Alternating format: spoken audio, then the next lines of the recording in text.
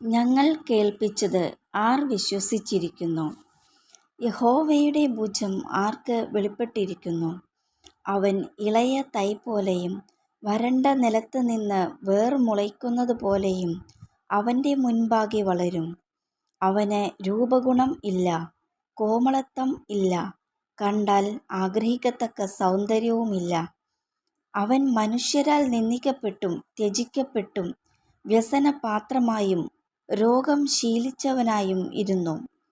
അവനെ കാണുന്നവർ മുഖം മറച്ചു കളയത്തക്കവണ്ണം അവൻ നിന്ദിതനായിരുന്നു.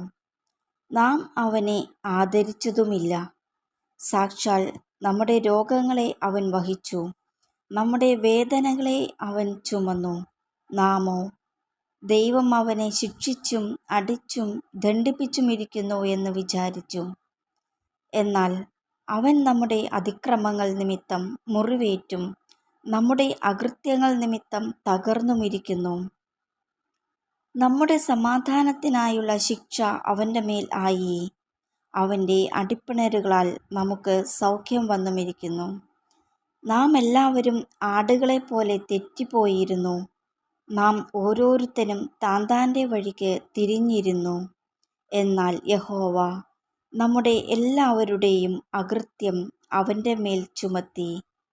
തന്നെത്താൻ താഴ്ത്തി വായ് തുറക്കാതിരുന്നിട്ടും അവൻ പീഡിപ്പിക്കപ്പെട്ടു. കൊല്ലുവാൻ കൊണ്ടുപോകുന്ന കുഞ്ഞാടിനെ പോലെയും രോമം കത്രിക്കുന്നവരുടെ മുൻപാകെ മിണ്ടാതിരിക്കുന്ന ആടിനെ പോലെയും അവൻ വായ് തുറക്കാതിരുന്നു. അവൻ പീഡനത്താലും ശിക്ഷാവിധിയാലും എടുക്കപ്പെട്ടു. ജീവനുള്ളവരുടെ ദേശത്ത് നിന്ന് അവൻ ഛേദിക്കപ്പെട്ടു എന്നും എൻ്റെ ജനത്തിൻ്റെ അതിക്രമം നിമിത്തം അവന് ദണ്ഡനം വന്നു എന്നും അവൻ്റെ തലമുറയിൽ ആർ വിചാരിച്ചു? അവൻ സാഹസം ഒന്നും ചെയ്യാതെയും അവൻ്റെ വായിൽ വഞ്ചന ഒന്നും ഇല്ലാതെയും ഇരുന്നിട്ടും അവർ അവന് ദുഷ്ടന്മാരോടുകൂടെ ശവക്കുഴി കൊടുത്തു. അവൻ്റെ മരണത്തിൽ അവൻ സമ്പന്നന്മാരോടുകൂടെ ആയിരുന്നു. എന്നാൽ അവനെ തകർത്തു കളയുവാൻ യഹോവയ്ക്ക് ഇഷ്ടം തോന്നി. അവൻ അവന് കഷ്ടം വരുത്തി. അവൻ്റെ പ്രാണൻ ഒരു അകൃത്യയാഗമായി തീർന്നിട്ട് അവൻ സന്തതിയെ കാണുകയും ദീർഘായുസ്സ് പ്രാപിക്കുകയും യഹോവയുടെ ഇഷ്ടം അവൻ്റെ കൈയാൽ സാധിക്കുകയും ചെയ്യും. അവൻ തൻ്റെ പ്രയത്നഫലം കൊണ്ട് തൃപ്തനാകും.